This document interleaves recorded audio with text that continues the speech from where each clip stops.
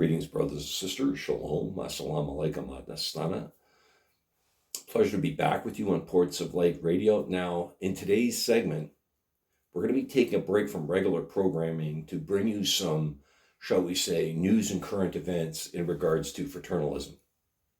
Just to give you some background on what this segment is going to be about, in December 2025, the London Metropolitan Police in the United Kingdom announced that membership of the Freemasons and similar organization would be added to its declarable associations policy.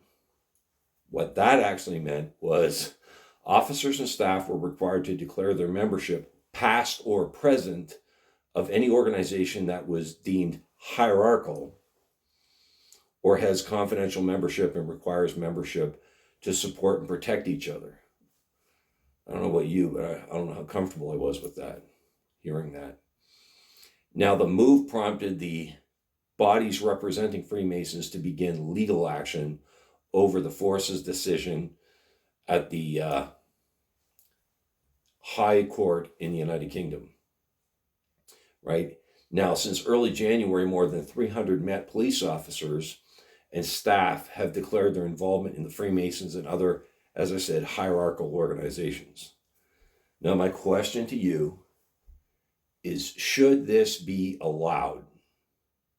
Okay? Let's see if we can formulate an answer here. I'm going to bring on a guest. You'll be seeing this guest later, but I'm going to bring on a guest and who has been a Freemason for decades now. I'm going to bring him on, and I'm going to see what he has to say about this. Let's move forward, brothers and sisters.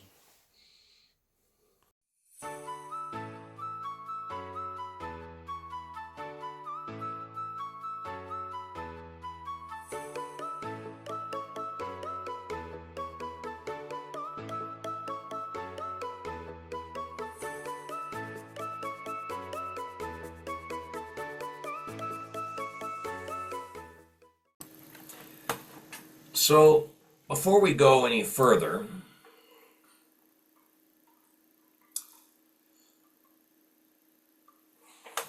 I want to refer back to the May 20th, 2024 segment of Points of Light Radio, where I covered the American Anti-Masonic Party that was founded in February of 1828 and had a fair bit of success in some cases between its founding and dissolution in 1838. Now that was part of a lot of sort of anti-Masonic conspiracies that were going around at the time. And there has been a fair bit of talk about conspiracies, Masonic conspiracies, for years in US and Great Britain, I'm sure in other parts of the world as well, right? I read a book a number of years back by a gentleman named Rusty Furman. His book was called The Regiment, 15 Years in the SAS. It was kind of a autobiography of his experience in that regiment, the Special Air Service Regiment. But he talked about,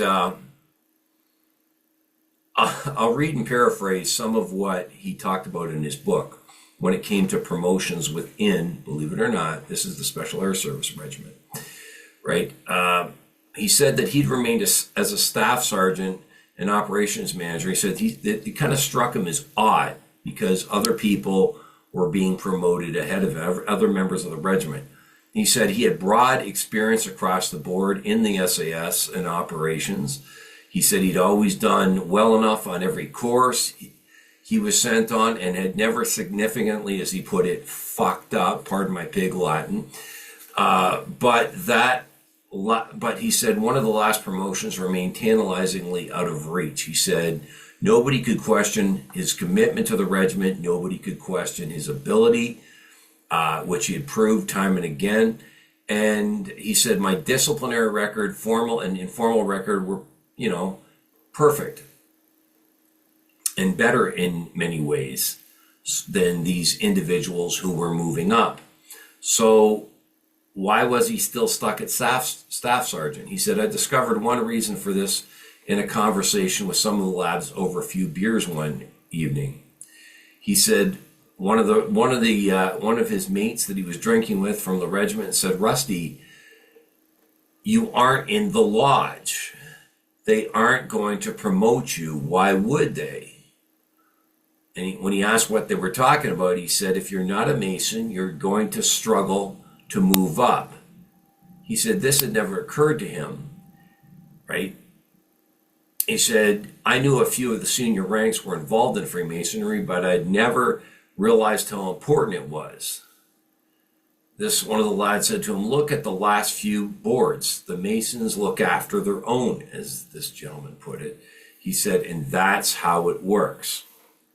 He said, Freemasonry had never been on my radar. I'd been asked if I was interested in joining a few times, but I thought it was just one of those things, another thing to have to worry about, and I always turned them down, right? He said, if there were two candidates for a promotion of more or less equal ability, you could be sure that the one who was a Freemason would always get the promotion.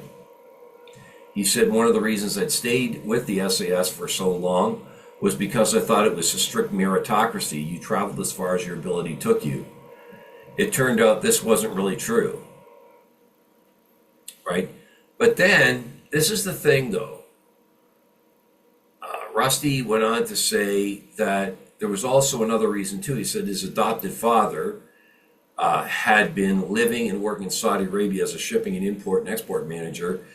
And he found out that his dad was not only working in Saudi Arabia, but he'd also converted to a fundamentalist version of Islam and was quite possibly on a police watch list at the time. So, how do you feel, brothers and sisters? Okay? Do you think that Mr. Furman's lack of association with the Freemasons contributed to his lack of promotion to the top slots within the regiment, and ranks within the regiment, or do you think there were other mitigating factors with that? Right?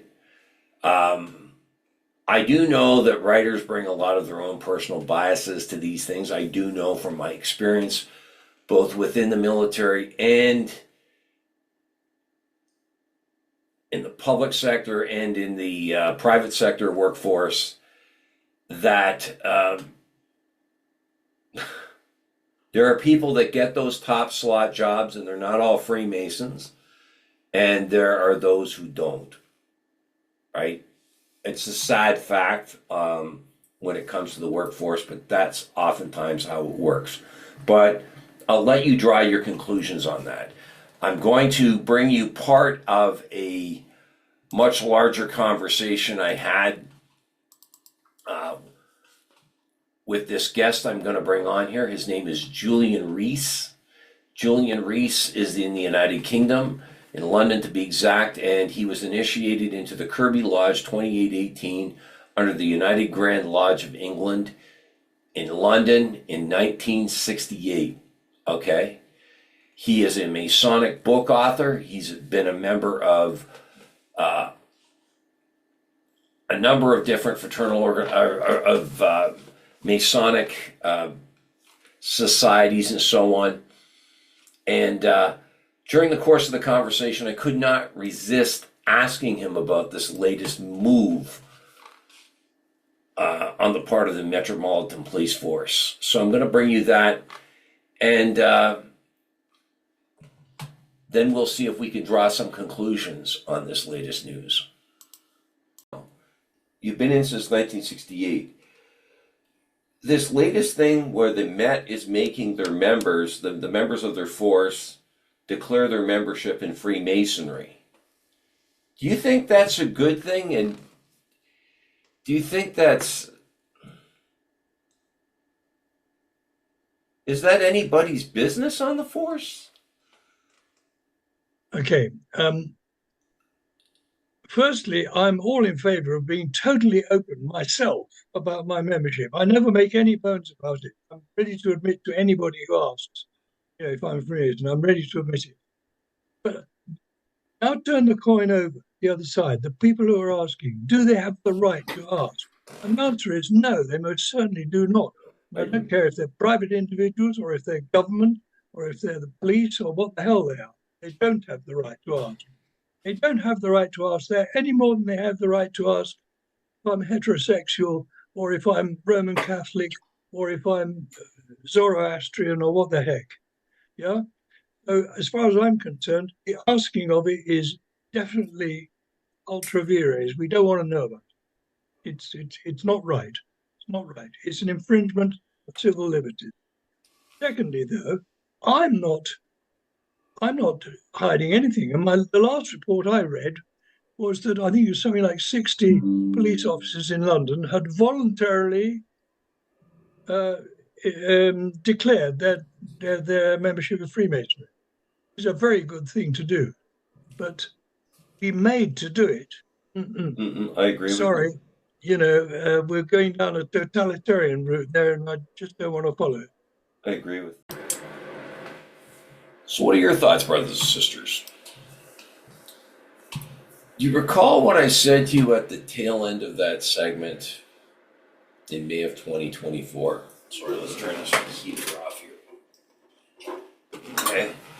I said that we could not allow these conspiracies and these fears to govern the way we vote, where we shop, how we worship, and so on. We couldn't allow that, right?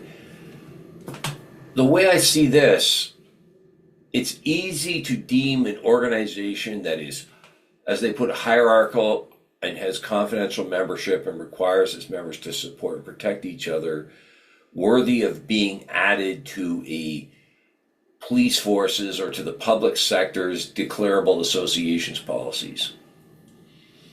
But let's look at that a little deeper. Many organizations are hierarchical or expect their members to, as they put it, support and protect one another. Churches are a prime example of this. Okay? They have bishops and deacons, elders, right? Deacons boards, leadership positions within these churches, and so I'm sure do mosques and synagogues and other religious, organizations. They do have positions, right, within their organizations. Okay, they can be hierarchical, right? Assistant pastor, pastor, and so on. And they also keep their membership confidential. They're not just going to tell who belongs to that church or mosque or synagogue to just anybody, right? If you look at it even from a biblical standpoint, right? The Bible says in John 13:35, "By this shall all men know that ye are my disciples, if ye have love one for another." Okay, Acts 2:44 and 45 says that, in the New Testament believers, that all that believed were together and had all things in common, and sold their possessions and goods and parted them to all men as every man had need. So, tell you right now, those particular band of believers would definitely be on someone's radar there, right? Now, let's go further than that. A number of years back, I turned down a job because the employer expected me to download a work-related app, okay, that would enable me to submit reports with my phone. And I said, this is my phone, okay? I paid for it, the company didn't. If you want me to do work-related tasks, you should sign me out, let me sign out a phone for that. Okay, it's not a man. They said, well, we'll give you an extra $10 a month towards, I don't get, that's not a matter of money. This is my phone. I was not comfortable using my phone for work-related tasks. Okay, I hate to say it, but maybe I'm just old school, right? Now, I'm also seeing this, that many employers are now asking their employees to bring increasing amounts of their work home, all right, do training at home on their computers, come in on their days off to train. right? So that line between personal and private property in time has now been blurred, right? Now, is this part of that slippery slope we're now on, where even your personal life will no longer be personal? I'll leave you with that question. Before I go, I want to draw your attention to the PayPal link that you see in the details section of this segment. You can hit on that link, make a voluntary donation to Points of Light Radio, and we would use that to move Points of Light Radio forward. Points of Light Radio is not a sponsor-driven podcast. Everything you see here is not sponsor-driven, put it that way. Points of Light Radio is also available on YouTube and Spreaker. Please share, like, and subscribe when you're doing Points of Light Radio on YouTube. I also welcome your comments and input. You can see the link to my Facebook at facebook.com/Points of Light Radio. My Twitter handle is at PO Light Radio. My Bluesky handle is at pointsoflightradio.bsky.social. You can see the link to my Spotify channel, as well as my Points of Light Radio store. Brothers and sisters, it's been a pleasure fellowshipping with you today and raising your awareness of this issue. Until we meet again, just step into the light.